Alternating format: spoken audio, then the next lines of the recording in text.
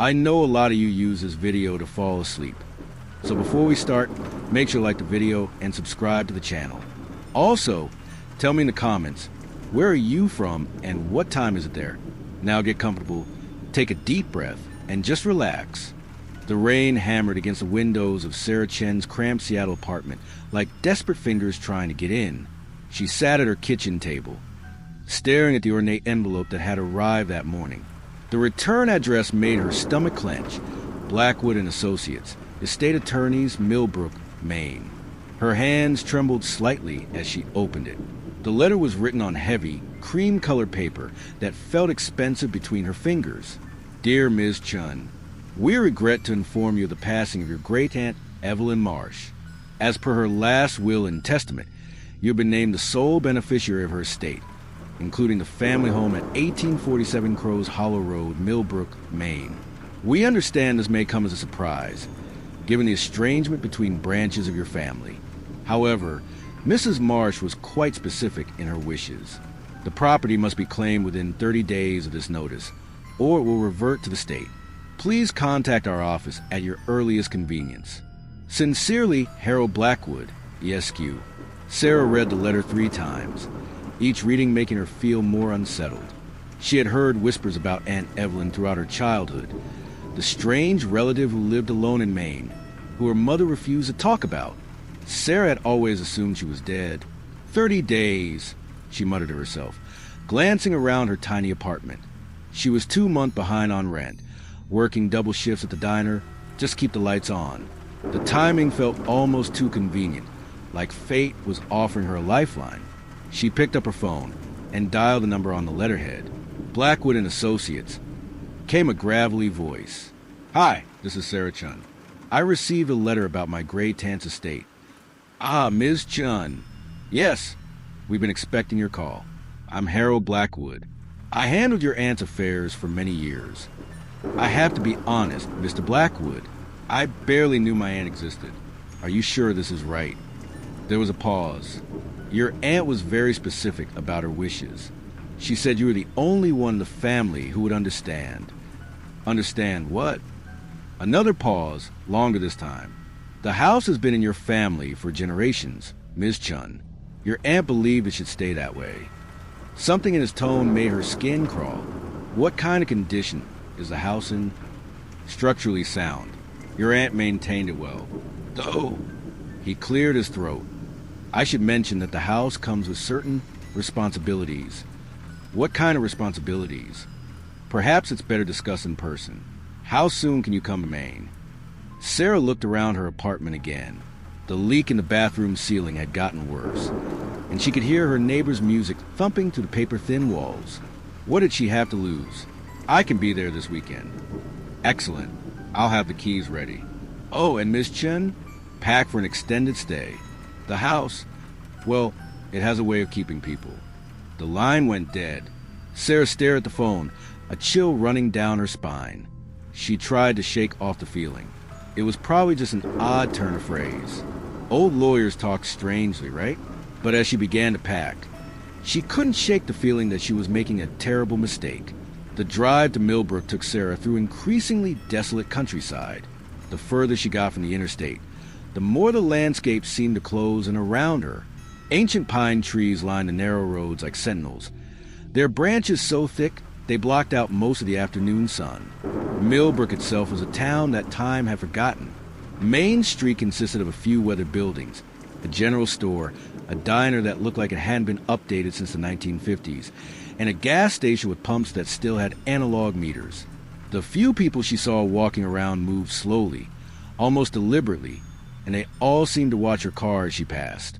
She found Blackwood and Associates in a narrow building sandwiched between a closed barbershop and what might have once been a post office. The sign was so faded she almost missed it. Harold Blackwood was exactly what she had expected. A thin, elderly man in a suit that had seen better days. His office was cramped and dusty, filled with filing cabinets that looked like they hadn't been opened in decades. "Miss Chun," he said, standing to shake her hand. His grip was surprisingly strong, and his skin was ice cold. "Thank you for coming so quickly. Thank you for handling everything." She sat in the chair across from his desk, trying not to notice how it creaked ominously under her weight. I have to ask, why me? I mean, surely there were other family members who were closer to my aunt. Blackwood's expression darkened. Your aunt was very specific. She said you were the only one who would be able to handle the house properly. What does that mean exactly? He opened a drawer and pulled out an old brass key, ornate and heavy-looking. The house has certain requirements. Your aunt managed them for 60 years. Now that responsibility falls to you. Requirements. The house must never be empty for more than 7 days. Someone from the family must always be in residence. He leaned forward, his pale eyes intense. This is not negotiable, Ms. Chun, if the house is left empty. What happens? Bad things. He placed the key on the desk between them. Your aunt left detailed instructions. Everything you need to know is in the house. But I must stress, you cannot leave the property empty. Ever. Sarah stared at the key. And if I don't want this responsibility, then you forfeit the inheritance. And the house reverts to the state. But, he hesitated. But the house won't like that. It's been in your family for over 200 years. It has expectations. You're talking about it like it's alive. Blackwood's laugh was dry and humorless. Houses like that one, Ms. Chun, they become part of the family. They develop personalities, needs. Your aunt understood that. Sarah reached for the key, surprised by how warm it felt in her hand. Where's the house exactly? Crow's Hollow Road, about 10 miles north of town. You can't miss it. It's the only house on the road. He stood, indicating the meeting was over. One more thing, Ms. Chun, there's a caretaker who lives in the town. Benjamin Crow. He's helpful. Your aunt relied on him heavily. Crow? Like the road. His family has been connected to your house for generations. He'll find you when you're ready. Sarah left the office feeling more confused than when she'd arrived. The whole conversation had felt like a fever dream, full of vague warnings and cryptic instructions. But the key was real and heavy in her pocket, and she had nowhere else to go. The drive to Crow's Hollow Road took her even further from civilization. The road was barely paved, more like a dirt track with occasional patches of asphalt. The trees grew thicker and taller, until she felt like she was driving through a tunnel of green. When she finally saw the house, she had to stop the car and stare. It was massive, 3 stories of dark wood and stone, with a wraparound porch and towering chimneys. The architecture was distinctly Victorian, with elaborate gingerbread trim and tall, narrow windows. It should have been beautiful, but there was something wrong about it. The proportions were slightly off, as if someone had taken a normal house and stretched it in subtle ways that made it uncomfortable to look at. The property was surrounded by a wrought iron fence that looked like it could keep out an army. The gate stood open, hanging slightly askew on its hinges. Sarah drove slowly up the winding driveway, her heart pounding harder with each passing moment. The house seemed to loom larger as she approached, as if it was growing rather than just getting closer. She parked in front of the main entrance and sat for a moment, gathering her courage. The silence was absolute. No birds, no insects, no wind. It was as if the entire world was holding its breath. The front door was enormous, made of dark wood with intricate carvings that seemed to shift and writhe when she wasn't looking directly at them. She inserted the key, surprised when it turned easily. The door swung open with a long, low creak that seemed to echo through the entire house. Sarah stepped inside and immediately felt like she was being watched. The interior of the house was a maze of dark with paneling and heavy furniture. The air smelled of old roses and something else, something metallic and unpleasant that made her nose wrinkle. Despite the house being empty for weeks, there was no dust. Everything was perfectly clean, as if someone had been maintaining it. The foyer was dominated by a grand staircase that curved up to the second floor. Oil portraits lined the walls, stern-faced men and women in period dress, all with the same dark eyes that seemed to follow her as she moved. "Hello?" she called out, her voice echoing strangely in the vast space. "Is anyone here?" No answer, but she could swear she heard something, a faint rustling, like fabric moving in another room. She found the kitchen through a series of interconnected rooms, each one more oppressive than the last. The kitchen was enormous, with a massive cast-iron stove and a table that could seat 20 people. On the table was a manila envelope with her name written in spidery handwriting. Inside were dozens of pages of notes, all in the same careful script. The first page was titled Instructions for the New Caretaker. Sarah, if you are reading this, then I am gone and the house is yours. I pray you are stronger than I was. The house has been in our family since 1823, when your ancestor, Jeremiah Marsh, built it after acquiring the land from the Penobscot tribe. What he didn't know, or perhaps didn't care to know, was that the land was sacred to them, a place where the boundary between our world and others was thin. The house feeds on this boundary. It has needs that must be met, or will take what it requires by force. Rules you must follow. 1. Never leave the house empty for more than 7 days. 2. The basement door must remain locked at all times. The key is hidden behind the kitchen stove. 3. If you hear knocking at night, do not answer.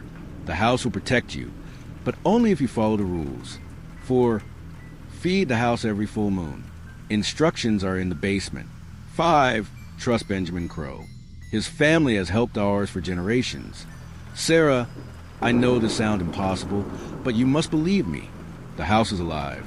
It watches, it remembers, and it will not let you leave until you find someone else to take your place. I am sorry. Evelyn. Sarah read the letter twice, then set it down with shaking hands. This was insane. Her aunt had obviously been suffering from some kind of mental illness. Houses weren't alive. They didn't have needs.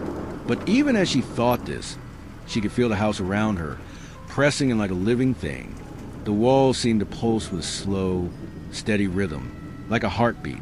She spent the rest of the day exploring, trying to map out the layout of the house. It was larger than it appeared from outside, with rooms that seemed to connect in impossible ways. She would walk through a door expecting to find herself in one room, only to emerge somewhere completely different. By evening, she was exhausted and thoroughly lost.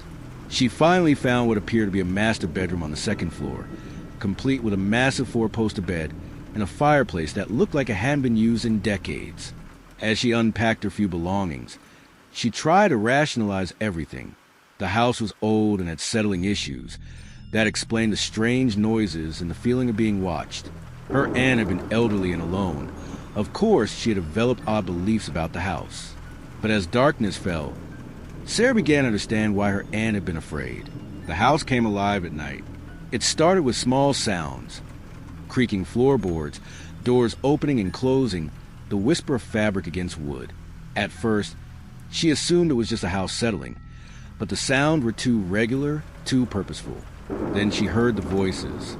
They were faint at first, like conversations happening in distant rooms. She couldn't make out words, but the tone was clear, urgent, pleading, sometimes angry. When she tried to follow the sounds, they would stop, leaving her standing alone in dark hallways. Around midnight, she heard footsteps in the hall outside her bedroom. Slow, deliberate steps that paused right outside her door. She held her breath, waiting for a knock that never came. The footsteps continued down the hall, accompanied by what sounded like something heavy being dragged across the floor. Sarah pulled the covers over her head and tried to convince herself she was dreaming. But the sounds continued all night.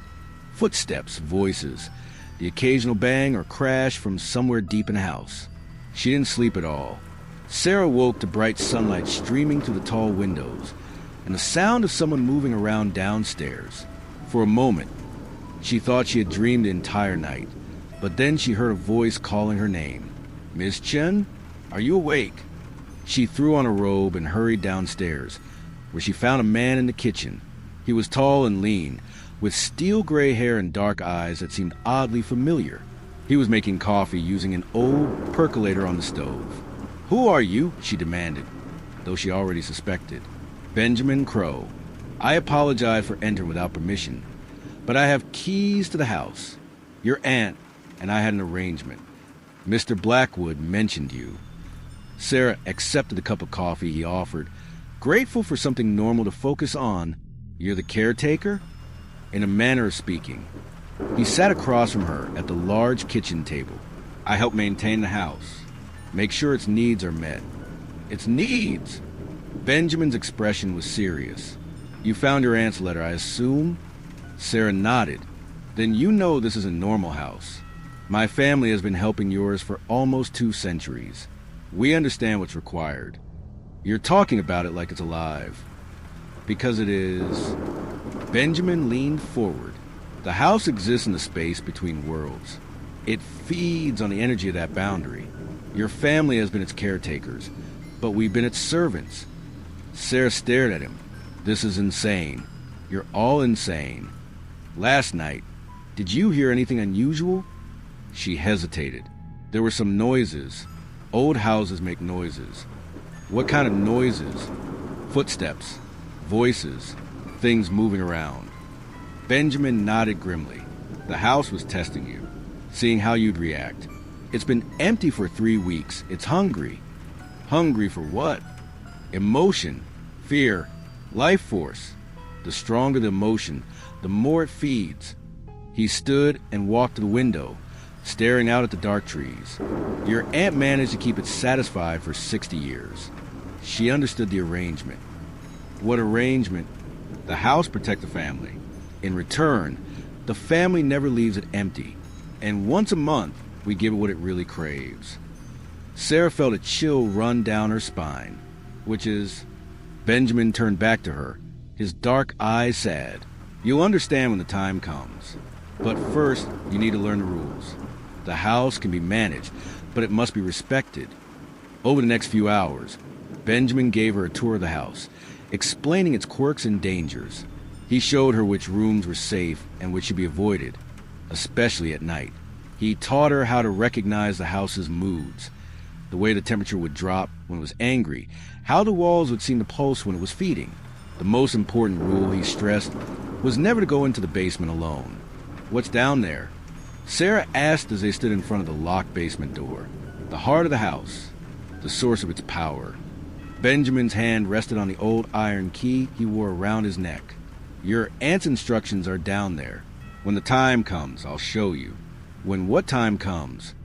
The full moon is in 5 days. The house will expect to be fed.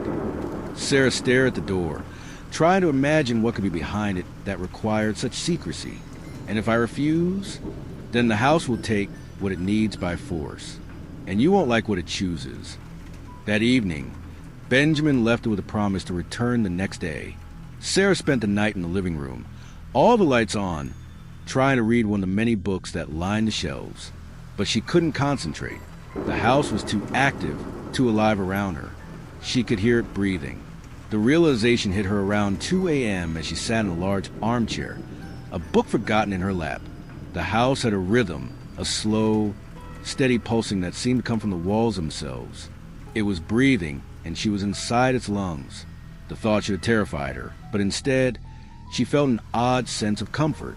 For the first time in her life, she felt like she belonged somewhere. The house wanted her here. It had chosen her. The feeling was seductive and terrifying at the same time. The next morning, Sarah found a box of old documents in the study. Letters, diaries, and photographs dating back to the 1800s. Benjamin had told her she needed to understand the house's history, and these papers told the story of 6 generations of her family living in this place.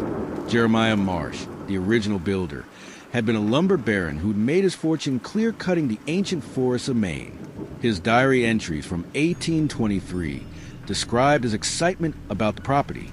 The land is perfect, isolated, with good timber and a natural spring. The Indians claim it is sacred. But what do they know of progress? I will build a house worthy of the Marsh name. But within a year, his tone had changed. Strange things happen here. The servants refuse to work after dark. They speak of voices in the walls, of shadows that move on their own. Foolish superstitions, but it troubles me nonetheless. By 1825, Jeremiah's entries have become increasingly erratic. The house speaks to me. It tells me secrets, shows me things. I understand now why the Indians feared this place. But I am not afraid. I am chosen. His final entry, dated December 1825, was barely legible. It wants more, always more. I have given it everything, my money, my soul, my family, but it is never satisfied. God help whoever comes after me. The next diary belonged to his son, Thomas, who had inherited the house in 1826. His entries followed a similar pattern. Initial confusion, growing understanding, and finally, acceptance. Father left instructions, but I thought them the ravings of a madman. Now I understand. The house is alive, and we are its servants, but in return it protects us. It provides for us. As long as we feed it, we are safe. Each generation had left similar records. The house demanded tribute, sometimes money, sometimes possessions, but always, eventually, something more personal. The photographs showed the family members over the years, and Sarah noticed a pattern. They all had the same haunted look in their eyes, the same hollow smile. The most recent diary belonged to her Aunt Evelyn, and it painted a picture of a woman slowly being consumed by her responsibilities. 1963. I am 23 and already old. The house takes so much, but I cannot leave. I tried once, made it as far as Portland before the dream started. The house called me back. 1975. I brought a man home today. Robert. He was kind, gentle. I thought perhaps I could have a normal life, but the house was jealous. It took him during the night. I found him in the basement, drained of life. I buried him in the garden. I will not make that mistake again. 1989. The house grows stronger. It feeds on the emotions of visitors now. The mailman won't come to the door anymore. The grocery delivery boy leaves the packages at the gate. I am becoming invisible to the outside world. 2010. Sarah graduated from college today. I saw her picture in the newspaper. She looks so much like I did at that age. I pray she never finds this place, but I know she will. The house has already chosen her. The final entry was dated just a month ago. I am dying. The house has sustained me for 90 years, but even it cannot hold back death forever. I have prepared everything for Sarah. The instructions are clear. She is strong, stronger than I ever was. Perhaps she will find a way to break the cycle. Or perhaps she will simply become another caretaker, another generation sacrificed to keep the house satisfied. Either way, my watch is ending. Sarah closed the diary with shaking hands. The implications were clear. Her entire family had been trapped here, generation after generation, servants to something that demanded more and more from them. But what exactly was the house? What did it want? She was about to find out. That night, Sarah woke to the sound of someone calling her name. The voice was soft, almost musical, and it seemed to come from the walls themselves. Sarah, Sarah, come to me. She sat up in bed, her heart pounding. The voice was familiar, but she couldn't place it. Sarah, I'm waiting for you. Against her better judgment, she got out of bed and followed the voice. It led her downstairs through the maze of rooms toward the back of the house. She found herself standing in front of a door she hadn't noticed before, a simple wooden door that seemed to blend into the wall. Sarah opened the door. Her hand moved to the doorknob of its own accord. The metal was warm, almost hot, and it turned easily under her fingers. Behind the door was a staircase leading down into darkness. The voice was coming from below. Sarah, come down, let me show you. She took a step forward, then another. The stairs were narrow and steep, carved from the same dark wood as the rest of the house. With each step, the air grew thicker, more oppressive. At the bottom of the stairs was a vast underground chamber. The walls were lined with symbols carved deep into the stone. Ancient markings that seemed to writhe and shift in the flickering light of torches that had somehow lit themselves. In the center of the chamber was a circle of standing stones, each one covered in the same cryptic symbols. And in the center of the circle, Sarah gasped. It was her Aunt Evelyn, but not as she had been in life. The figure was translucent, glowing with a soft, otherworldly light. Her eyes were kind but sad, and when she spoke, her voice echoed from every direction at once. Sarah, my dear child, you found me. Aunt Evelyn? But you're dead. Death is just another room in this house. Dear, I've been waiting for you. Sarah looked around the chamber in awe and terror. What is this place? The heart of the house, the source of its power. This is where the boundary between worlds is thinnest. Evelyn gestured to the stone circle. And this is where we feed it. Feed it what? Evelyn's expression grew grave. Life force, emotion, the essence of what makes us human. The house has been starving since I died. It needs sustenance, or it will take what it needs by force. How do I? You stand in the center of the circle. You open your mind to the house. You let it take what it needs. Evelyn's form flickered. But be careful, dear. Take too much too quickly, and you'll end up like me, trapped between worlds, neither alive nor dead. Sarah stared at the stone circle. There has to be another way.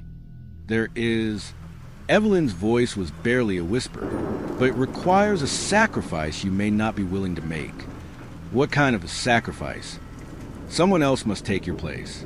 Someone must willingly accept the burden of the house. Only then can you be free. Sarah felt a chill run through her, but that would mean condemning another person to this existence. Yes, it's what I couldn't do. It's why I remained here for 90 years. The weight of the choice settled on Sarah's shoulders. She could feed the house herself, becoming its caretaker and servant for the rest of her life. Or she could find someone else to take her place, condemning them to the same fate. I can't do that to someone else, she whispered. Evelyn smiled sadly. I knew you would say that. You have the same compassion that trapped me here. But Sarah, you must understand, the house will not let you leave. It has chosen you. Then I'll find another way. There is no other way, dear. This is the curse of our family. We are bound to this place, generation after generation. Sarah looked around the chamber again, studying the symbols on the walls. They seemed familiar somehow, as if she had seen them before in dreams. What do these symbols mean? They're binding spells, wards, protection. Your ancestor Jeremiah carved them when he first discovered what he had built upon. Protection from what? Evelyn's form began to fade. From what lies beyond the boundary. The house feeds on the energy between worlds, but it also keeps darker things from crossing over. We are not just its servants, Sarah. We are its guardians. Wait, don't go. Sarah reached out, but her hand passed through empty air. The full moon is tomorrow night. The house will expect to be fed. Think carefully about your choice, dear. But remember, some sacrifices are necessary to protect others. The chamber plunged into darkness, and Sarah found herself alone with the ancient stones and the weight of an impossible decision. Sarah spent the next day in a state of near panic. She tried to leave the property several times, but each attempt ended the same way. She would find herself back at the house with no memory of how she got there. Benjamin found her that afternoon, sitting on the front porch and staring at the forest. The house won't let you leave, he said simply, taking a seat beside her. How long have you known? All my life. My father served your aunt, and his father served your great-uncle before that. The Crow family has been bound to this place almost as long as the Marsh family. Sarah turned to look at him. Why do you stay? Because someone has to. The house serves a purpose, Sarah. It's not just a prison. It's a guardian. There are things in the spaces between worlds that would destroy everything if they crossed over. The house keeps them at bay. By feeding on us, by using our life force to maintain the barriers. Every caretaker who has served here has helped protect the world from something far worse than a hungry house. Sarah felt a tear roll down her cheek. So I'm trapped here forever? Not forever. Just until you find someone willing to take your place. I can't do that to someone else. Benjamin was quiet for a long moment. Your aunt said the same thing. She could have been free decades ago if she had been willing to pass the burden on. But she chose to stay to protect others from making the same sacrifice. And you think I should do the same? I think you should understand what you're protecting before you make your choice. He stood and walked to the edge of the porch. Come with me. There's something you need to see. He led her back into the house, down to the basement chamber. In the daylight streaming through small windows, the space looked different, less ominous, more purposeful. The stone circle was clearly ancient, far older than the house itself.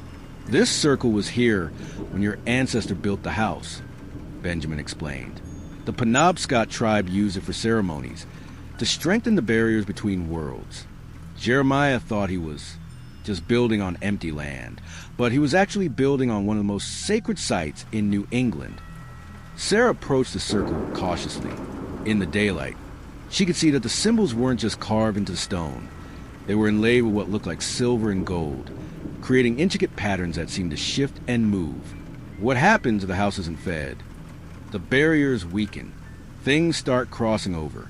At first, it's just small things, shadows that move wrong, voices where there shouldn't be any. But eventually, he shuddered. I've seen what happens. My grandfather told me stories of the winter of 1918, when your great-great-grandfather tried to abandon the house. The barriers failed for 3 days before he returned. What happened? 17 people in Millbrook died. They were found drained of life, their bodies twisted in impossible ways. The official cause was listed as influenza, but everyone knew the truth. Sarah stared at the circle, imagining the power it contained.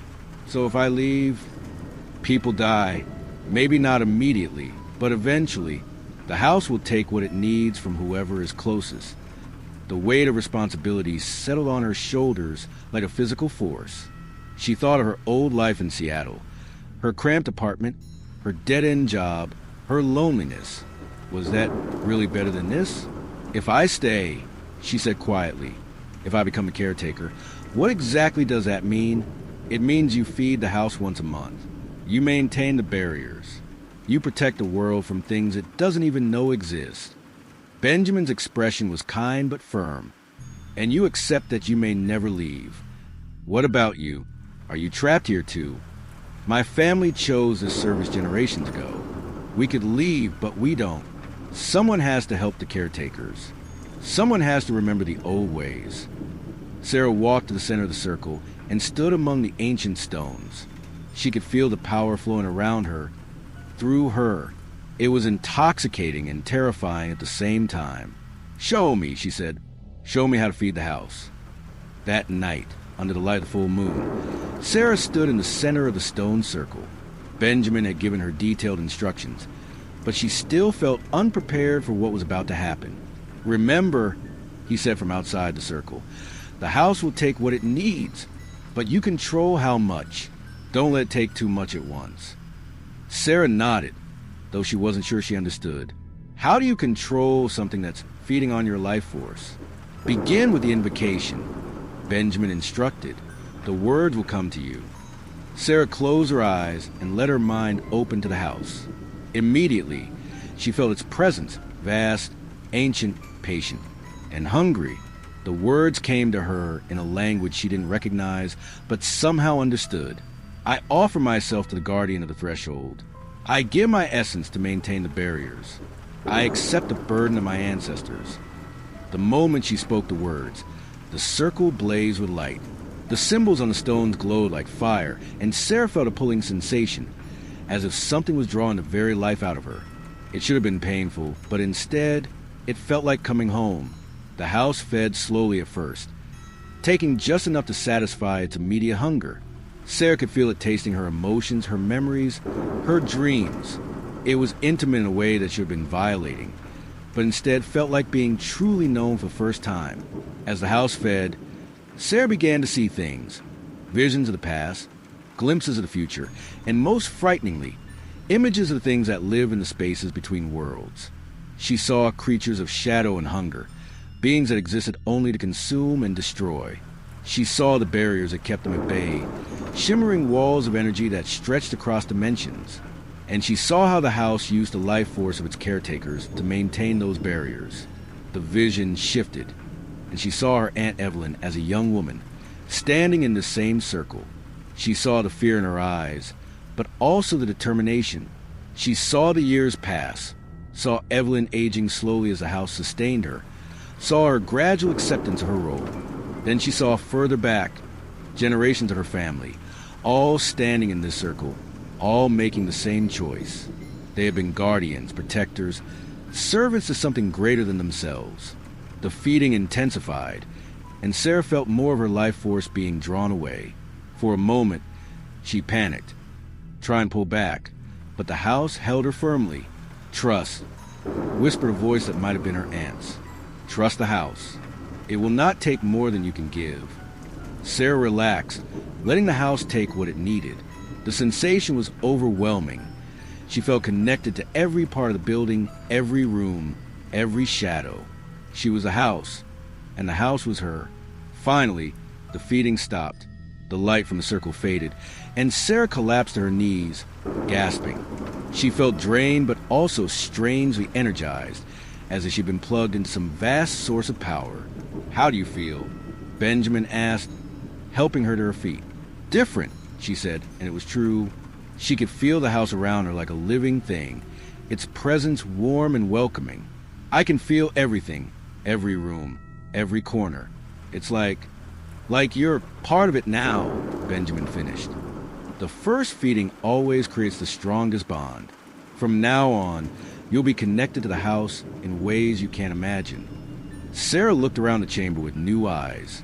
She could see the energy flowing through the walls, the power that pulsed through the stone circle, the barriers that stretch beyond the physical world. "The house is satisfied for now," Benjamin said, "but this is just the beginning. Each month, it will need more feeding, and each time, the bond between you will grow stronger. What happens if I miss a feeding? The house will take what it needs by force. From you, from visitors, from anyone who comes within its influence." His expression was grave. "Your aunt missed a feeding once, in 1987. A family of tourists got lost and stopped here for help. The house drained them completely. She found their bodies in the garden the next morning." Sarah felt a chill despite the warmth of the chamber. "So I can never leave, not even for a few days?" "Not during the feeding times. The rest of the month, you have some freedom, but you must always return before the next full moon." They climbed back up to the main house, leaving the ancient chamber behind. Sarah felt different now, older somehow, as if she had aged years in the span of a single night. 2 weeks passed in relative peace. Sarah settled into a routine of sorts, exploring the house during the day and reading her ancestors' journals at night.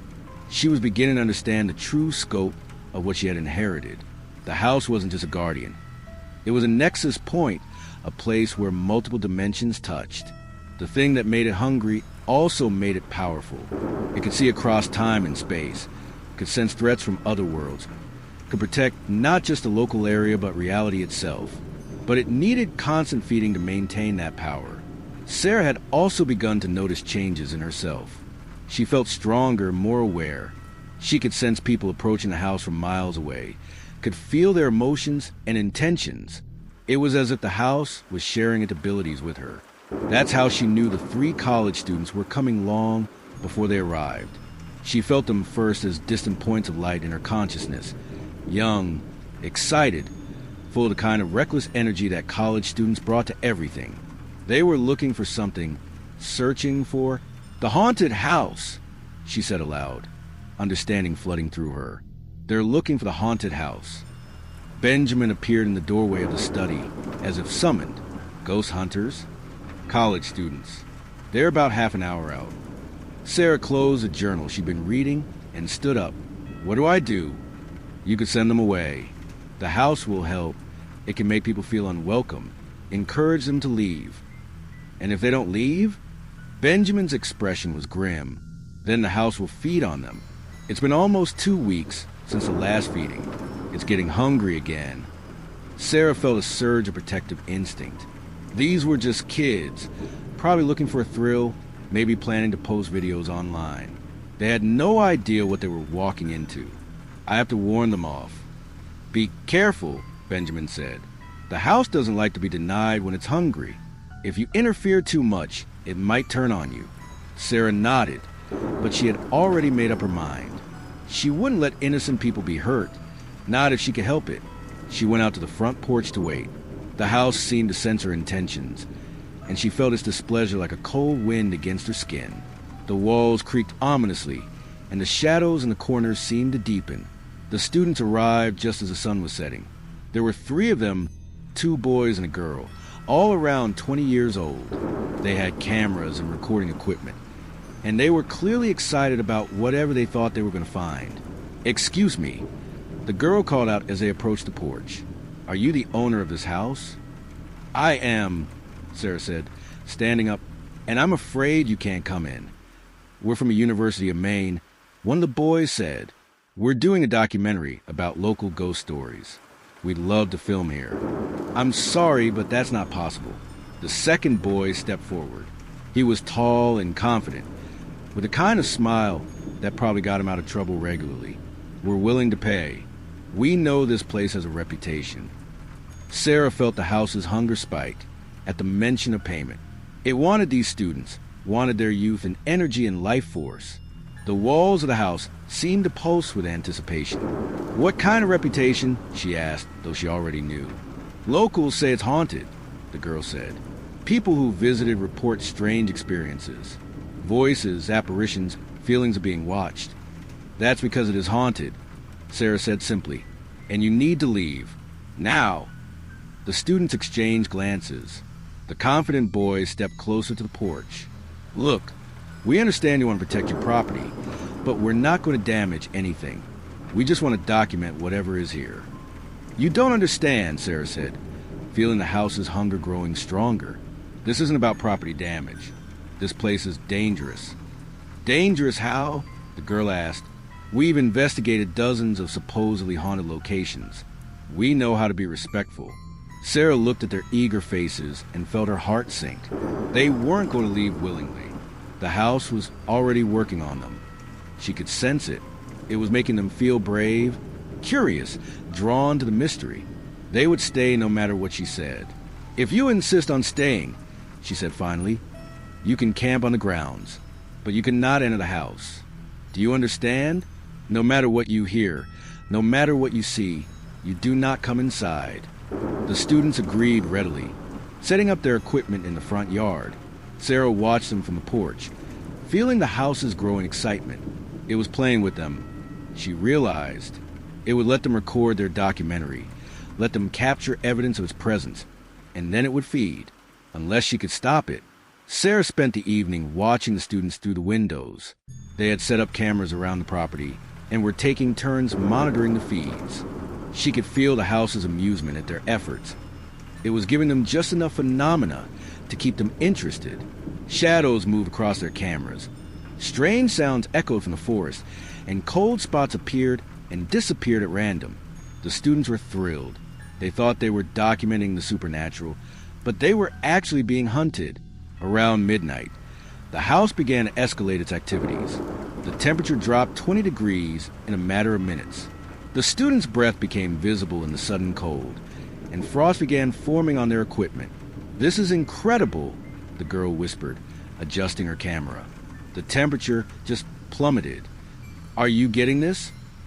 The confident boy asked his partner, who was monitoring the recording equipment. "Everything's recording. This is going to be amazing." Sarah felt the house's hunger spike again. It was enjoying their fear, their excitement. It was feeding on their emotions, but that was just an appetizer. Soon it would want more. She had to do something.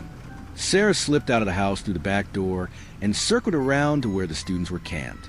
They were so focused on their equipment that they didn't notice her approaching until she was almost on top of them. "You need to leave," she said urgently. "Right now." The students looked up, startled.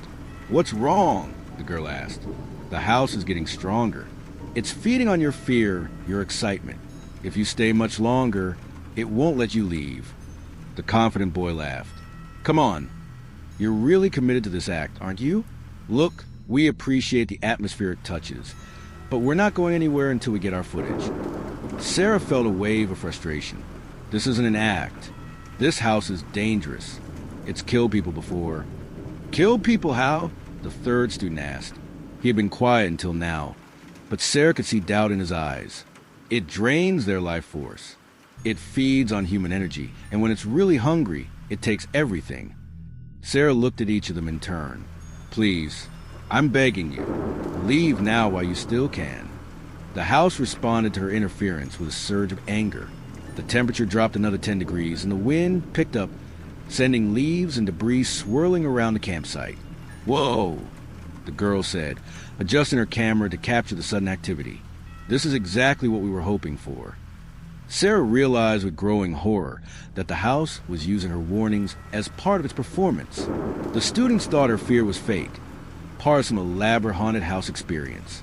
"You don't understand," she said desperately. "I'm not acting. I'm trying to save your lives." But it was too late. The house had made its decision. Sarah felt its will pressing down on her like a physical weight, and she knew what it wanted her to do. Bring them inside, whisper a voice that might have been her aunt's. Make them willing participants. The feeding is always easier when they consent. "No," Sarah said aloud, backing away from the students. "I won't do it." The house's anger was immediate and overwhelming. The ground beneath her feet began to shake, and the lights in the windows flickered ominously. "Bring them inside, or I will take them by force," the house seemed to say, its voice echoing from the walls and trees around them. Sarah looked at the three students, who were now recording everything with obvious excitement. They had no idea they were in the middle of a battle for their lives. She had to make a choice. She could cooperate with the house, lure the students inside where they would be consumed quickly and painlessly, or she could continue to resist and watch as the house took them anyway, probably in ways that would be far more traumatic. "There's a third option," Benjamin's voice said from behind her. She turned to find him standing at the edge of the tree line, his expression grim. "You can offer yourself instead." "What?" "The house needs a feed. If you give it what it wants from you, it might leave them alone." Sarah stared at him. "You mean?" "I mean an extra feeding. Let the house take more of your life force than usual. It's dangerous, you might not survive it, but it would satisfy its hunger." Sarah looked at the students, then back at Benjamin. "And if I don't survive, then you'll end up like your aunt, trapped between worlds, neither alive nor dead." The house seemed to sense their conversation, and its hunger intensified. Sarah could feel it pressing against her mind, demanding a decision. "I'll do it," she said finally, "but you have to get them out of here first." Benjamin nodded and approached the students. "There's been a gas leak detected," he said with surprising authority. "You need to evacuate the area immediately." "Gas leak?" the confident boy said skeptically. "We didn't smell anything." "Natural gas is odorless until it's processed," Benjamin lied smoothly. "The authorities are on their way. You need to leave now for your own safety." Something in his tone must have convinced them, because the students began packing their equipment. The house fought them every step of the way, creating cold spots and strange sounds to try to keep them interested, but Benjamin's urgency seemed to override their curiosity. "We'll be back," the girl said as they loaded their car. "This place is incredible." "No," Sarah said firmly. "You won't be back. You'll forget about this place. You'll find other locations for your documentary." The students looked at her strangely, but they nodded. Sarah felt the house's influence working on them, erasing their memories of the exact location, making them think of other places they'd rather investigate. As soon as their car disappeared down the road, Sarah turned to Benjamin. "How do I do this?" "The same way you did the regular feeding, but you don't hold back. You let the house take as much as it wants." Sarah nodded, feeling strangely calm. She had made her choice. She would rather die than let innocent people be hurt. They went down to the basement chamber where the stone circle waited. Sarah took her place in the center and closed her eyes. "Are you ready?" Benjamin asked. "No," Sarah said, "but I'm doing it anyway." She began the invocation, but this time she offered herself completely. The house responded immediately, its hunger overwhelming. Sarah felt her life force being drawn out of her at an alarming rate, far more than during the regular feeding. The pain was indescribable. It felt like her soul was being pulled apart, strand by strand, but she held on, letting the house take what it needed. As her strength faded, Sarah saw visions of the students driving away, their memories of the house growing dimmer. With each passing mile, they would be safe. That was all that mattered. The world went dark. Sarah woke up in a place that wasn't quite a place. She was standing in what looked like the house's main hallway, but everything was wrong. The walls were translucent. shifting between different time periods. She could see the house as it had been in the 1800s, overlaid with images of how it looked now, and glimpses of possible futures. "Welcome to Between," a familiar voice said. Sarah turned to find her Aunt Evelyn standing beside her, looking exactly as she had in the basement chamber. Translucent but solid, present but not quite real. "Am I dead?" Sarah asked. "Not exactly. You're between life and death, between worlds. The house has brought you here because you sacrifice yourself to protect others." Sarah looked around the shifting hallway. "How long have you been here? Time doesn't work the same way here. I've been waiting for you for moments or years, depending on how you count." Evelyn smiled sadly. "I'm proud of you, Sarah. You made the right choice. But the students are safe. The house was satisfied with your sacrifice. It will leave them alone." Sarah felt a wave of relief, followed immediately by despair. "So I'm trapped here forever?" "Not forever. The Between is a temporary place. Eventually, you'll have to choose, return to life and continue as the house's caretaker, or move on to whatever comes after death. What happens if I move on? The house will choose a new caretaker. Someone else in the family will receive a letter from Mr. Blackwood, just like you did." Sarah felt her heart sink. "So the cycle continues. Unless you find another way." Evelyn's expression grew thoughtful. "In all my years here, I've learned things about the house that no living caretaker has ever known. Secrets that might help you break the cycle." "What kind of secrets?" "The house isn't just a guardian, Sarah. It's a prison. The thing it's guarding isn't trying to get out. It's trying to get in." Sarah stared at her aunt. "What do you mean?" "The barriers the house maintains aren't just keeping otherworldly creatures at bay. They're keeping something specific out. Something that's been trying to break through for over 200 years. "What is it?" "I don't know exactly, but I know it's connected to the original builder, Jeremiah Marsh. He didn't just build a house on sacred ground. He built it on the site of a massacre." Sarah felt a chill that had nothing to do with the ethereal nature of the Between. A massacre? In 1822, a year before Jeremiah built the house, there was a conflict between the local Penobscot tribe and a group of settlers. The tribe was trying to protect the sacred site, but the settlers wanted the land for logging. The conflict ended with the deaths of 17 tribal members. 17, Sarah repeated, remembering Benjamin's story about the 17 deaths in 1918. The number is significant. The spirits of those who died are trying to reclaim their sacred ground. They're not malevolent. They're trying to restore the natural order, but the house sees them as a threat. So the house is keeping out the rightful guardians of the land? Exactly. We've been serving the wrong master, Sarah. The house has been feeding on our family for generations, using us to maintain barriers that should never have been built. Sarah felt a mixture of horror and hope. Is there a way to fix it? There might be, but it would require breaking the bonds that tie our family to the house. And that means giving up the protection it provides. Yes, if we break the barriers, the house will lose its power, but it will also stop preventing the tribal spirits from reclaiming their land. Sarah considered this. What happens to the house then? It becomes just a house. No more hunger, no more need for caretakers, but also no more protection from the things that exist between worlds. Are you saying there are other threats? There are always threats, Sarah, but maybe it's time to trust that the original guardians of this land knew what they were doing. Maybe the natural barriers they maintained were better than the artificial ones Jeremiah created. Sarah looked around the shifting hallway, seeing it with new eyes. How do I break the barriers? You have to convince the house to let go, to release its hold on our family, and accept what was never meant to be. How do I do that? You have to make it understand that its purpose was corrupted from the beginning, that it was built on a lie. Sarah felt a surge of determination. Then that's what I'll do. It won't be easy. The house has been feeding on our family for 2 centuries. It sees us as part of itself now. It won't want to let go. But it can be done? I believe so. You're stronger than any caretaker who came before you, Sarah. You have the power to end this. Sarah looked at her aunt, seeing the hope in her translucent eyes. What happens to you if I succeed? I'll finally be able to move on. We all will. Every generation of our family that's been trapped by the house's hunger.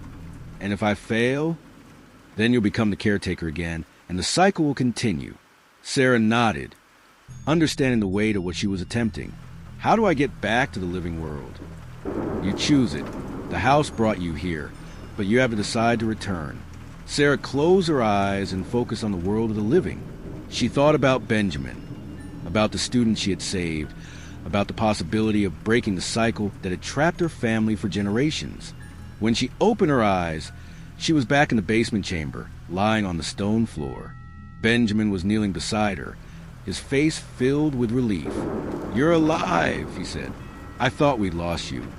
Sarah sat up slowly, feeling weak but determined. "I'm alive, and I know what I have to do." Sarah spent the next few days preparing for what she knew would be the most difficult conversation of her life. She had to convince a house that had been feeding on her family for 2 centuries to give up its power voluntarily. Benjamin helped her research the original massacre, confirming what her aunt had told her. The conflict in 1822 had been brutal and one-sided. The Penobscot tribe had been protecting a sacred site that they believed was a gateway between worlds, a place where the spirits of their ancestors could cross back and forth between the land of the living and the land of the dead. The settlers, led by a man named Jeremiah Marsh, had seen only valuable timber and fertile land. They had attacked the tribal guardians, killing 17 of them and claiming the land for themselves.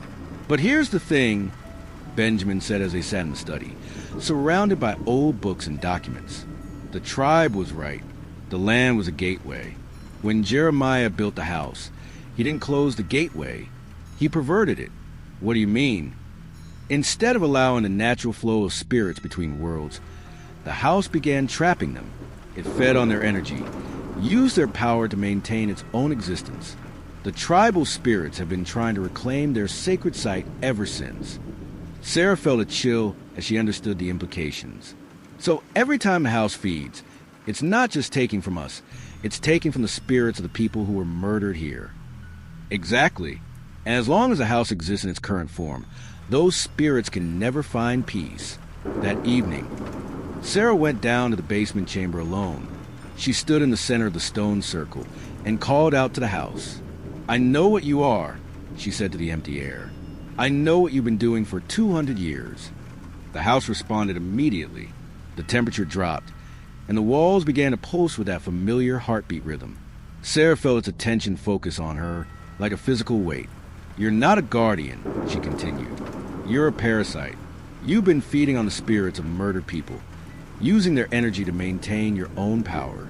The house's anger was immediate and overwhelming. The stones beneath her feet began to crack, and the symbols on the walls flared with angry red light. "You built yourself on a lie," Sarah said, her voice growing stronger.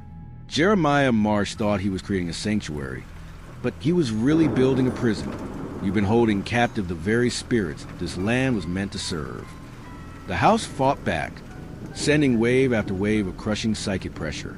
Sarah felt her knees buckle, but she forced herself to stay standing. "I offer you a choice," she said through gritted teeth. "Release the spirits you've been holding. Release my family from our bond. Return to what you were meant to be." "Never." The house seemed to roar, its voice echoing from every surface. "This is what I am. This is what I have always been." "No," Sarah said firmly. "This is what you became. But you can choose to be something else." The house's response was to attack her directly. Sarah felt her life force being drained at an alarming rate, far more aggressive than any feeding she had experienced before. But she didn't resist. Instead, she opened her mind completely, letting the house see her memories, her understanding of its true nature. "Look," she said as the house fed on her. "See what you really are." And the house looked. Through Sarah's memories, it saw the massacre of 1822. It saw the 17 tribal guardians dying to protect their sacred site. It saw Jeremiah Marsh building his house on their graves, perverting their sacred circle for his own purposes. Most importantly, it saw the truth about the barriers it had been maintaining. They weren't protecting the world from otherworldly threats. They were preventing the natural order from reasserting itself. The house's feeding slowed, then stopped entirely. Sarah felt its confusion, its growing horror at what it had become. "You were never meant to be a guardian," Sarah said gently. "You were meant to be a bridge, a place where the living and the dead could meet peacefully. But the threats," the house whispered, its voice now uncertain, "the things between worlds. The tribal spirits you've been holding captive, they were the real guardians. They knew how to maintain the balance without feeding on human life force." Sarah felt the house's resistance crumbling. 2 centuries of certainty were being challenged by a truth it had never allowed itself to see. "What if I'm wrong?" the house asked, and for the first time, Sarah heard vulnerability in its voice. "What if releasing the barriers allows something terrible to happen?" "Then we'll face it together," Sarah said. "But we'll face it honestly, without building our strength on the suffering of others." The house was quiet for a long moment. Sarah could feel it considering her words, weighing 2 centuries of habit against the possibility of redemption. "If I release the barriers," the house finally said, "if I free the spirits I've been holding, what happens to me? You become what you were always meant to be, a place of peace where the living and the dead can coexist." "And what happens to you?" Sarah smiled, though she wasn't sure the house could see it. "I become free. My family becomes free. The cycle of sacrifice ends. But I'll be alone." "No," Sarah said firmly. "You'll be surrounded by the spirits who belong here. You'll finally be home." The house considered this, and Sarah felt its decision forming like a slow tide. "I'm afraid," it whispered. "I know, but fear isn't a reason to keep doing harm." The house's response was to begin dismantling the barriers it had spent 2 centuries building. Sarah felt the change immediately. The oppressive weight that had always pressed down on property began to lift, and the air itself seemed to lighten. The change was gradual but steady. The symbols on the walls began to fade, their power flowing back into the stone circle. The house's heartbeat rhythm slowed and became more natural, less desperate. And then Sarah felt them, the 17 spirits who had been trapped for so long. They rose from the basement floor like morning mist, translucent figures in traditional dress, their eyes filled with a mixture of sadness and relief. One of them approached Sarah, and she recognized him as the leader of the original Guardians. His voice was like wind through leaves. "Thank you," he said simply. "We have been waiting so long to come home." "What happens now?" Sarah asked. "Now we restore the balance. The gateway will function as it was meant to, a place where spirits can cross peacefully between worlds. No more hunger, no more feeding, no more sacrifice." The house shuddered as the last of the barriers fell. Sarah felt its power ebbing away, but also its relief. For the first time in 2 centuries, it was free of the hunger that had defined its existence. "Thank you," the house whispered, and Sarah realized it was speaking to her directly, not through the walls of the air, but mind to mind. "Thank you for showing me the truth. Thank you for being brave enough to change." As the transformation completed, Sarah felt the bonds that had tied her family to the house for generations finally break. She was free to leave, free to live her own life, free to choose her own path. But as she stood in the stone circle, surrounded by the grateful spirits of the original Guardians, she realized something important. She didn't want to leave. 3 months later, Sarah stood on the front porch of the house, watching Benjamin tend to the garden. The changes had been dramatic, but gradual. The house no longer pulsed with hungry energy, but it wasn't lifeless either. It had become what was always meant to be, a place of peace and balance. The 17 tribal spirits had taken up residence as the true guardians of the gateway. They maintained a balance between worlds not through force and feeding, but through wisdom and cooperation. The house had become their temple, and they had welcomed Sarah as its caretaker in the truest sense. "The foundation work is almost finished," Benjamin said, approaching the porch. "The house is more stable now than it's been in decades." Sarah smiled. It's not fighting against its own nature anymore. The house had undergone subtle but significant changes. The oppressive atmosphere was gone, replaced by a sense of calm and welcome. The rooms no longer connected in impossible ways, and the doors stayed where they were supposed to be. It was still a large, old house with plenty of quirks, but was no longer a prison. Any word from the university? Benjamin asked. They're very interested. Dr. Martinez thinks this could be one of the most significant paranormal research sites in New England. Sarah had contacted the University of Maine's anthropology department, explaining that she had property with genuine Native American spiritual significance. She had been careful not to mention the house's previous hunger or the generations of trapped spirits, but she had made it clear that the site was active and worthy of study. The tribal council is coming next week, she continued. They want to perform a ceremony to officially reclaim the land. How do you feel about that? Sarah considered the question. It feels right. This was never really our land anyway. We were just temporary caretakers.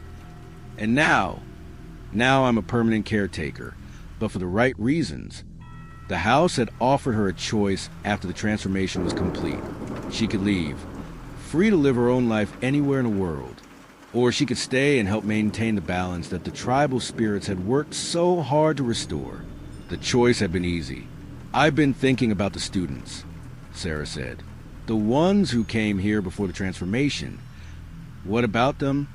I wonder if they'd be interested in coming back. Now that the house is safe, it might actually be a good place for paranormal research. Benjamin laughed. After what you put them through? I didn't put them through anything. I saved their lives. True, but do you think they believe that? Sarah pulled out her phone and showed him a video. They posted this online 3 weeks ago. It's gone viral. The video showed the 3 students in what looked like a college dorm room, discussing their experience at the house. The girl was speaking directly to the camera. We've been trying to remember exactly where this house was, but it's the strangest thing. We know it was in Maine, somewhere near Millbrook, but none of us can remember the exact location. It's like our memories have been edited. But the footage we got was incredible, the confident boy added. Temperature drops, moving shadows, and this woman who was either the world's best actress or was genuinely terrified for our safety. The weird part is, the 3rd student said, we all have the same feeling about it, like we witnessed something important, something that changed everything. We just can't remember what. Sarah closed the video. I think they'd be interested in coming back, especially now that it's safe. And you're ready for visitors? I think so. The house enjoys having people around now. It's not hungry anymore, just curious. It was true. The house had developed a completely different personality since the transformation, where once it had been possessive and demanding. Now it was welcoming and protective. It seemed to enjoy having visitors, and had even started manifesting small phenomena for their benefit. Gentle breezes on hot days, warm spots near the fireplace, the occasional glimpse of the guardian spirits for those who were sensitive enough to see them. There's something else, Sarah said. I got a call from Mr. Blackwood today. Oh, he's retiring. Apparently, he's been the estate lawyer for the house for over 60 years, and he says he's finally free to stop. How is that possible? The house was compelling him, just like it was compelling our family. He's been trapped in his role almost as long as we've been trapped in ours. Benjamin shook his head in amazement. How many people has this house affected over the years? Probably hundreds. But that's all over now. They stood in comfortable silence for a while, watching the sun set through the trees. The forest around the house had changed too. It was still thick and ancient, but it no longer felt oppressive. Birds sang in the branches, and Sarah had even seen deer grazing in the clearing near the house. I should head back to town, Benjamin said finally. Early day tomorrow. You don't have to leave, you know. There's plenty of room here. I know, but I think I need to ease into this new normal. 60 years of serving a hungry house. It's hard to adjust to serving a peaceful one. Sarah nodded, understanding. The transformation had been hardest on Benjamin, who had lived his entire life in service to the house's hunger. Now that the house no longer needed that kind of service, he was having to figure out what his role should be. Take your time, she said. The house isn't going anywhere, and neither am I. After Benjamin left, Sarah went back inside and made her way to the basement. The stone circle was still there, but it no longer pulsed with trapped energy. Instead, it hummed with a peaceful power that felt more like a heartbeat than a hunger. The 17 guardian spirits were gathered around the circle, as they were most evenings. They had become more solid over the past few months, more present in the physical world. Sarah could now have conversations with them, learn about their culture and their understanding of the spiritual world. "How are the barriers tonight?" she asked the leader, whose name was Keem. "Strong and flexible," he replied. "The gateway is functioning as it should. Spirits can cross freely, but only those who belong to this realm. Any problems?" "A few lost souls tried to cross earlier, but we guided them to where they needed to go. No force was necessary." Sarah smiled. This was how it was supposed to work. The gateway between worlds should be managed with wisdom and compassion, not hunger and force. "I've been thinking about the future," she said, "about what this place could become. Tell us. A center for learning, a place where people can come to understand the connection between the physical and spiritual worlds. Not just researchers, but anyone who's seeking to understand their place in the larger cosmos." The spirits murmured their approval. "The house would like that," Keem said. "It has always wanted to be useful, to serve a purpose beyond mere survival. It's already useful. It's a bridge between worlds, a place where the living and the dead can meet safely." "Yes, but it could be more. It could be a teacher." Sarah looked around the chamber, imagining it filled with students and researchers, people who were genuinely interested in learning about the spiritual world. "I think I like that too." As if responding to her thoughts, the house seemed to settle around her with a contented sigh. The walls were warm, the air was fresh, and the stone circle hummed with peaceful energy. For the first time in 2 centuries, the house at 1847 Crow's Hollow Road was truly home. It started with the wind, not the kind of wind that whistles or howls, but the kind that creeps, a slow, low breath through the trees like something old was exhaling after sleeping for centuries. He had arrived in a mountain town just after dusk, the sun's last orange threads tugging behind the hills like they were being swallowed. It wasn't a place people moved to. It was a place people left or died in. The old cabin he chose sat at the edge of the woods, where the trees were so thick they leaned in like they were listening. He didn't care about the town's past or its stories. He only wanted silence, a place where no one knew his name, where no one asked about the photographs he kept hidden or why he flinched when children laughed. The first night was cold, even though the weather was fair, and he thought maybe the cabin was just old, poorly insulated. But then came the scratching, not on the door, not on the windows, but inside the walls.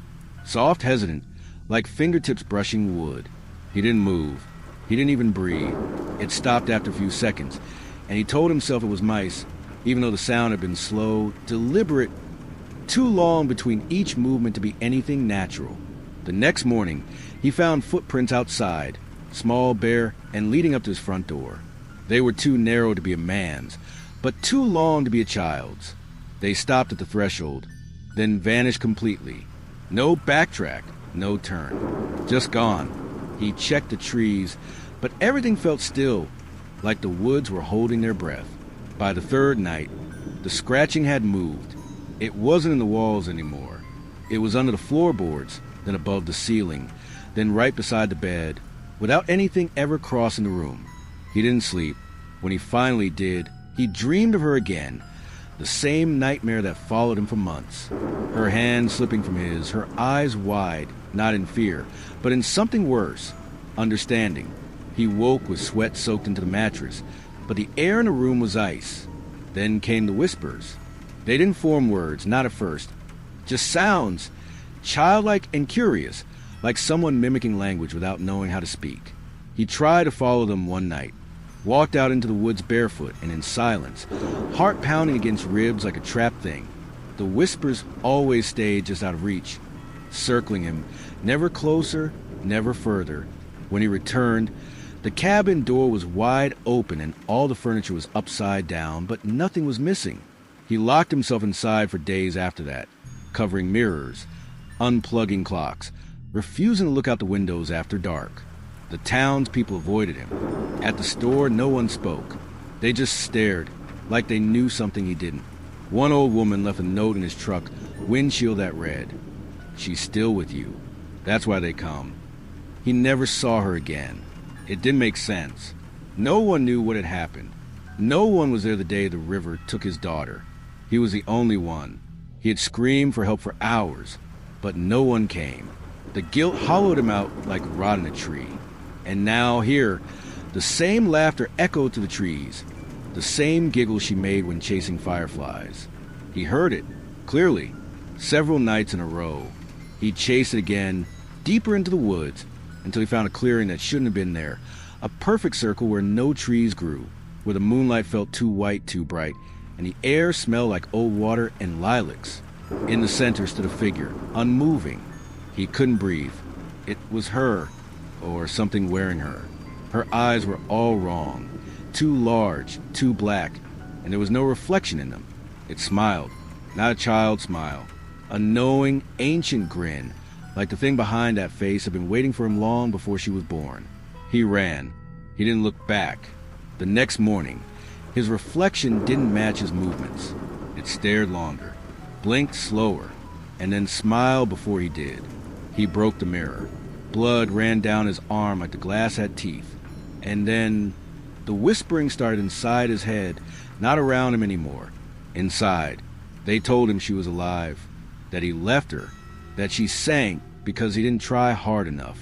He stopped eating. He stopped sleeping. And still, the forest called. The footprints returned, this time leading to the bed. One night, he woke up to find the sheets soaked in water, river water. He could smell the mud, the algae, and when he blinked, the bed was empty again. But his hands were pruned, wrinkled, like he'd just pulled them from deep, cold water. Every night after, he heard her voice more clearly. Why did you let go? That question, over and over. Some nights he answered out loud. Other nights he screamed at the walls. But the forest was listening, and the thing in it began taking shape, more solid, more real. Each time he looked, it followed him back to town. He saw all. It's still in reflections, in windows, in the black between blinks. It didn't hide anymore, and worse, it wore her face. He stopped leaving the cabin altogether after that night, afraid of the world outside, and even more terrified of what might already be inside with him. The boundaries between dream and waking life were bleeding together like watercolors left in the rain. Everything smudged, every edge lost. He began hearing things behind his own thoughts, faint like radio static. Voices layered beneath his breathing, whispering his name with a cadence too familiar to ignore. The cabin no longer felt like a shelter, but like a trap, the walls watching him, the windows blinking in the dark. He nailed the doors shut, covered the glass with garbage bags and duct tape, but still the cold came, leaking into floorboards, seeping into his bones like fingers curling around his spine. He lit candles even during the day, not for light, but because something about fire felt real. He watched the flames twitch like they were afraid.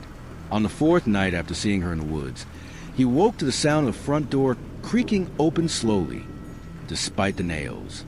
He didn't move, just lay in bed, heart screaming, breath silent, eyes wide. Footsteps, bare, soft, careful, like a child trying not to wake their parents. They moved across the floor toward his room, stopping just outside the door. He couldn't scream. He couldn't even breathe. Then a single knock, gentle, rhythmic, like a lullaby in wood. Knock, knock, knock. And he waited. Nothing more. In the morning, the door was closed again, the nails still in place, but one of them was bent, like something had pushed against it from the outside or from within. He searched every inch of the house, every crawl space, even the attic where dead birds littered the floor like forgotten toys, and he found nothing. But the air was different up there, thicker, harder to pull into his lungs, like grief made physical. On the seventh night, he saw her again, not in the woods this time, but crouched in the corner of the kitchen, hands over her eyes, rocking slowly back and forth. Her skin was pale, almost gray, her hair tangled and soaked like she just emerged from the riverbed. He blinked, and she was gone, but the floor was wet where she sat, and a single black hair lay across the floor like a thread. He didn't sleep that night, and when dawn finally came, he took a razor blade and cut a message into the wood of the kitchen table. "I'm sorry." Blood stained the grain of the wood, and he left it there, a confession for no one.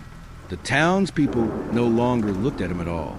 When he walked to the market for supplies, they turned their backs, Even the cashier refused to speak, just rang him up in silence, never once lifting her eyes. It was like they were afraid to see what had followed him back from the woods.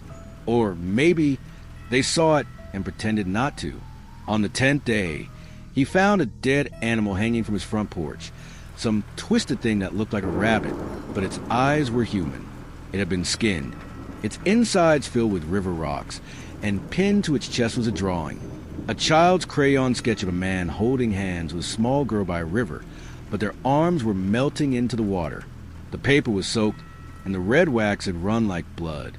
He burned it, but the fire didn't catch the first 3 times, and when it finally did, it hissed. The whispers grew louder that week. Sometimes he heard them in his own voice, other times in hers. They no longer waited for night. They spoke to him while he ate, while he bathed, while he stared into the mirror that he duct taped, but could still feel watching him. The thing in the forest had taken shape now, no longer pretending to be her. It wore her face, but the way it moved wasn't human. It glided, it twisted, it smiled too wide, like its mouth was learning how to stretch further every time. He tried recording it once, set up a camera in the hallway overnight. In the morning, the footage was just static, except for a single frame frozen at 3:03 a.m., showing him standing at the foot of his own bed, eyes open, smiling. But he didn't remember getting up, and the smile on his face wasn't his. That same night, he saw her sitting on the porch, swinging her legs like she used to when she waited for him to come home. He opened the door and stepped out, tears running down his cheeks. "I'm sorry," he whispered. "I didn't mean to let go." She turned her head slowly, and where her face should have been was nothing, just darkness, a hollow mask. Then she opened her mouth, and from it poured river water, thick with mud and leaves and the sound of screaming. Not hers, his. He fell backward and scrambled inside, slamming the door shut as the water kept coming, rising to the floorboards, gurgling with whispers. He climbed onto the kitchen counter, weeping, the candlelight flickering violently. And then silence, the water gone. Just gone, but the air stank of rot and river muck. He vomited and passed out. When he woke, the house was dry again, but something had changed. He felt it in his teeth, in the tension of the air, like the boundary between worlds was now paper thin.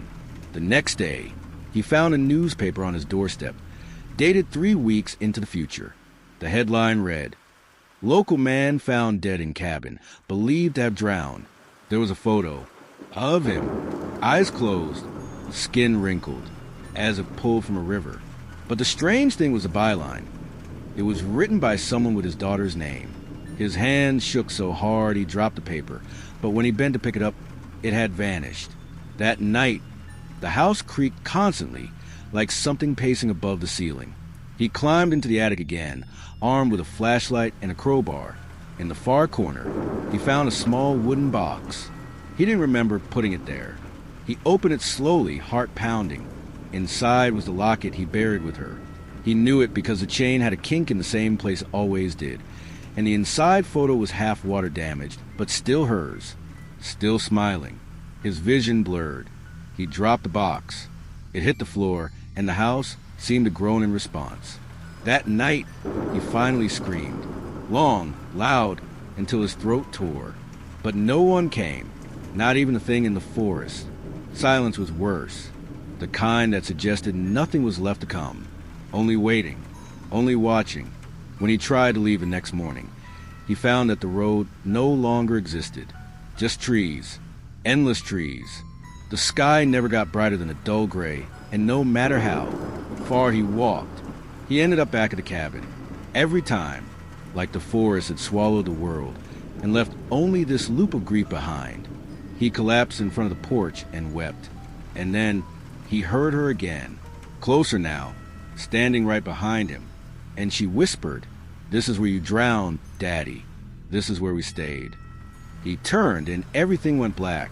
He awoke not in his bed, not even in the house, but lying in the middle of the woods, face pressed into wet earth, hands stained with dried blood that wasn't his. The sky above him was colorless, just a sheet of motionless gray, and the trees around him stood unnaturally still. like the wind was afraid to move through them. His throat was raw, his tongue tasted like metal, and his legs refused to respond right away. When he finally stood, the world tilted like the ground wasn't solid anymore, but floating. He had no idea how long he'd been out there. Hours. Days. Time had begun to unravel, slipping between moments like water through fingers. He stumbled back toward the direction he thought the cabin should be, but everything had changed. Trees that hadn't been there now blocked familiar paths. The terrain looped on itself. He passed the same tree with the same twisted branch at least 5 times. He screamed her name into the emptiness, not expecting an answer, but needing to feel like he hadn't completely disappeared. And that's when he heard again, not just a whisper, but the laughter. It was closer now, sharper, and it didn't echo like sound should. It sounded like it came from inside his head, bouncing around the hollow spaces that grief had carved out. He dropped to his knees. "What do you want from me?" he sobbed. Fists clenched, nails digging into his palms until blood spilled into the soil. But the forest didn't answer. Instead, it shifted. The trees ahead of him parted on their own, revealing a narrow, unnatural trail that led deeper into the shadowed woods. He didn't want to go, but his feet began to move without his permission, dragging him forward step by step like the ground beneath him was deciding for him. The trail wound endlessly, hours passing without light changing, and just when he thought he'd collapse, he saw it. The clearing again, but it wasn't empty this time. There were others now. Figures, not people. Shadows with form, standing in a silent circle, heads bowed, as if mourning or waiting. And in the center, a small body wrapped in soaked-white fabric, barely breathing. He ran to it, dropped to his knees. It was her, pale, lips blue, but her chest moved barely. His hands trembled as he touched her face, but it wasn't warm. It was like touching river stones in winter. Her eyes fluttered open, and the look she gave him wasn't fear. It was disappointment. "You let me go," she said, her voice distant, like it traveled across decades to reach him. "I called you. You didn't come." Tears blurred his vision. "I tried. I searched. I never stopped." But she only shook her head, and her tiny hand reached up to touch his cheek. Her skin dissolved beneath his fingers, like ashen wind, and her body melted into water that soaked into the dirt. The shadowed figures around him raised their heads slowly, and where faces should have been were masks, wooden, cracked, carved with the same expression, grief. One by one, they turned and began walking toward the trees, and as they moved, they disappeared, like smoke sucked into the trunks. He was alone again, except he wasn't. Something still stood behind him. He didn't turn. He didn't have to. He could feel it breathing, slow, deep, rattling breaths like lungs filled with water. He could smell the rot, the river mud, the decay of something that had drowned long ago and come back wrong. Its fingers touched the back of his neck, cold, gentle, almost loving, and it whispered in his ear, "Now you see. She never left. You did." He screamed again, but this time not from fear, from knowing it was true, from remembering the exact second his grip loosened, from the realization that part of him had already wanted to let go, because it hurt too much to hold on. And the thing behind him fed on that guilt. It needed it. It thrived on it. He ran. No destination. Just away. But the forest followed. No matter where he turned, the trees were there, watching, breathing, whispering. The sky above was wrong now. Red and black swirls. No sun, no stars. And the more he ran, the more the forest bending on itself, roots reaching up from the ground like claws, branches twisting like arms. He tripped, fell, bloodied his face. When he opened his eyes, he was back in the cabin, lying on the floor, though he didn't remember walking back. Everything was dark except for the flickering of a single candle that hadn't been lit in days. And there, in the center of the room, sat a girl at the table, writing, scratching symbols into the wood with something sharp. He tried to stand, but his limbs felt heavy, like underwater. She didn't look up, just kept carving, her fingers moving faster and faster until they were bleeding, staining the wood. "Stop," he whispered. "Please." Her head snapped up, It wasn't her. Not anymore. Her eyes were black voids, her mouth stretching far beyond her cheeks. She screamed, but the sound wasn't human. It was a shriek of the forest itself, of the river, of every voice he'd ignored in his grief. The walls of the cabin began to bend, pulse, breathe like lungs. The floor cracked. The windows shattered inward, glass flying like teeth. And then silence. Complete. The girl was gone. The symbols remained, burned into the table. Not in a language he knew, but he understood them, felt them, like they were branded into his soul. He fell to his knees, sobbing. "Take me instead," he whispered into the empty air. "Just bring her back." But the forest doesn't barter. It only takes. That night, he lit every candle he had and sat in the center of the cabin, waiting. When the shadows came, they didn't knock. They simply poured in like floodwater, filling the room, crawling up the walls. He didn't move. He let them wrap around him, whisper in her voice, show him what he'd buried, what he refused to face. And as they closed in, he saw her again, standing in the hallway. But this time, she wasn't accusing. She was reaching, smiling, gently, as if forgiving. He reached back, hand outstretched. Their fingertips touched. And in that moment, he didn't feel fear. He felt warmth, a final breath, and then nothing. The silence after that night wasn't peaceful. It was suffocating, like the calm before a storm that would never end. He didn't die, at least not in the way he expected. He woke up on the floor of the cabin again, but something was different. The light was wrong. It came from no source he could see, just a faint gray glow that seemed to exist without origin.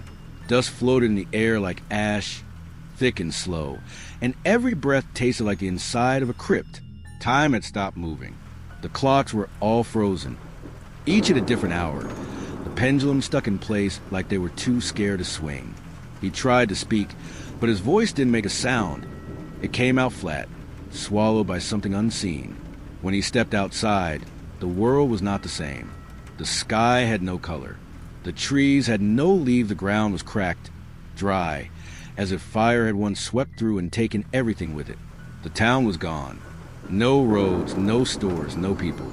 Just a shell of the cabin and the bones of the forest. And yet, the wind carried whispers still, more frequent now, more urgent, like they were arguing. He couldn't make out words anymore, only raw emotion, rage, sadness, betrayal. They pulsed through the air, through his blood, crawling up his spine and down his arms until his fingertips trembled constantly. That was when he saw her again, standing at the tree lean, no longer wet or hollow, but older somehow, taller, wearing the same dress she wore the day the river took her. She didn't move, didn't speak, just stared at him with eyes that held too much.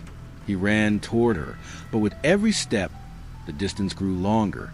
The trees behind her stretched and shifted like the forest was pulling her backward, deeper into its belly. He screamed her name over and over, and finally, she mouthed something. Just 3 words. He couldn't hear them, but he felt them. "You left me," and then she was gone again, swallowed whole by the bark and shadow. He fell to his knees, hands sinking into the dry soil, and for the first time, he stopped fighting. He closed his eyes and let the grief wash over him. Not the sharp grief he had carried like a weapon, but the dull, old grief that rots from the inside, the kind that lingers in the corners of photographs and forgotten lullabies. Hours passed, or maybe days. He didn't know. And then something changed. A sound, faint, hollow, the steady rhythm of a heartbeat that wasn't his. It came from beneath the ground, soft at first, then stronger, louder, shaking the cracked earth beneath him. He dug with his bare hands, tearing through dead roots and rocks, his fingers bleeding, nails snapping. He didn't know what he was searching for, only that something was there, calling him, waiting, and finally he found it. A box, wooden, rotting, small enough to fit in his hands. He pulled it free, shaking, heart racing. The lock was rusted shut, but it crumbled beneath his grip. Inside was a single object, a stuffed animal, her favorite, a small, water-damaged rabbit missing one eye. He hadn't seen it since that day by the river. He held it close, and suddenly the world spun, not like dizziness, but like time itself twisted. When his vision returned, he wasn't in the dead forest anymore.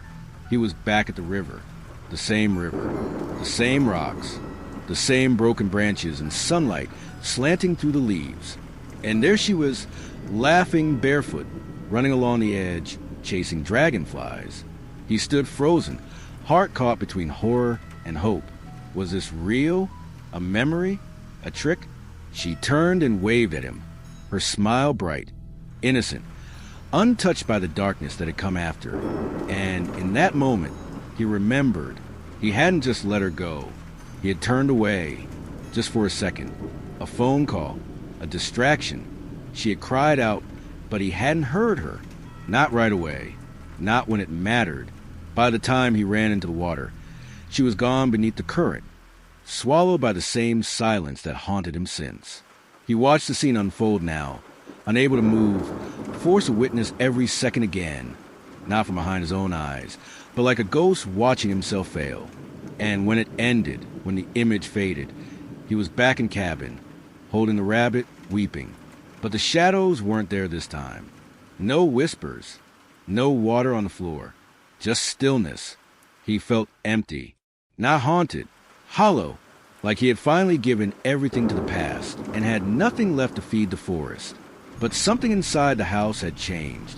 A door now stood where none had been before, small, narrow, cracked open slightly, and from the gap came a soft glow. He approached it, hand trembling, and pushed it open. Inside was a staircase leading down, far deeper than the foundation should allow. He descended, slowly, step after creaking step. The air grew colder, thicker, until it felt like he was walking through water again. At the bottom, a vast underground room stretched out, walls lined with mirrors, dozens of them, each one fog distorted.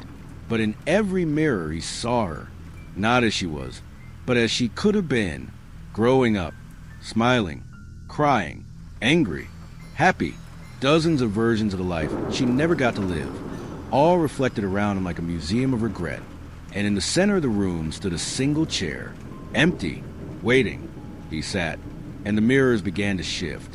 One by one, the figures stepped forward, pressed their hands against the glass, not accusing, not hateful, just watching, waiting. And then, for the first time, he spoke without fear. "I'm sorry," he said, "for all of it." The reflections didn't fade. They leaned closer, closer, until the mirrors cracked, shattered, and all the light vanished. He was falling again, deeper, endless, until a voice caught him. Her voice, soft, distant, forgiving. "I'm not lost. You are." And then everything stopped. When he opened his eyes, the world was different again, not darker, but stripped of color, emotion, time. The trees stood still as statues. The sky above was a sickly white, and the ground beneath him pulsed like something alive slept just below the surface. He was standing at the edge of the forest again, but this time there was no cabin, no river, no trace of the life he once knew. Only silence, vast and deafening. He walked, because there was nothing else to do, his body weak, mind half adrift in memories that may not have been his anymore. The forest didn't fight him now. It simply opened, path after path unfolding like it had been waiting for him to finally stop resisting. He passed trees that whispered his name not in menace, but in mourning. He passed roots that curled like fingers around old toys, shoes, scraps of paper, all relics of the missing, forgotten, those who had wandered into the forest and never returned. And with every step, he felt himself growing lighter, not physically, but as though the weight of everything he carried had begun to peel away layer by layer. The guilt, the anger, the sorrow, the what-ifs. Eventually, he reached a place he knew wasn't real, an impossible field of pale flowers growing under a dead sky, their petals blinking like eyes, turning to follow him. And in the center of the field was a tree, tall, leafless, its bark blackened and gnarled, and from one of its branches hung the old stuffed rabbit by a fraying thread. Beneath the tree stood a figure. Her. She looked no older now, not younger either. She looked eternal, untouched by time, like the forest had preserved her in the moment of death and memory. She didn't speak, She only looked at him with those eyes. The same eyes that haunted him for years, not out of malice, but from a place deeper than grief, a place where love and sorrow had been knotted into something unexplainable. He stepped forward. The air around her colder than the rest of the forest, but not cruel, just final. She raised her hand slowly and pointed to the base of the tree, where a hole had been dug, shallow, small, like a grave waiting for something more than a body. He understood. Without question, he knelt and placed the rabbit gently inside. As soon as he let go, the wind returned. The first real wind he'd felt in what felt like years. It rushed through the flowers, through the branches, through his skin like the forest itself exhaled. The girl, his daughter, closed her eyes. A light bloomed from her chest, soft and golden, pushing back the grayness of the world around them. And as it grew, she began to fade, not like something dying, but something finally letting go. He didn't cry this time. There were no tears left, only silence. And then a voice, not hers, not the forest, but his own from within, finally clear. You didn't fail. You just couldn't say what wasn't meant to stay. The tree behind her cracked. The rabbit turned to dust. And she was gone. No scream, no whisper, just gone. And the world broke open. The ground split beneath him. The sky shattered like glass above, and everything rushed inward like the collapse of a dream. He fell again, down, down, down, through memory, through pain, through every second of the life he'd lived since that day by the river. And then he landed, hard, on wood, cold, familiar. He opened his eyes and saw the cabin, intact, the morning sun pouring through the windows, birds chirping, no shadows, no whispers, just the quiet hum of life. He stood slowly, every muscle aching, every breath sharp and clear. On the kitchen table sat the rabbit, clean, whole, dry. Next to it, a drawing, her handwriting, crayon, a picture of them, hand in hand, smiling, and beneath it, 3 words, "You came back."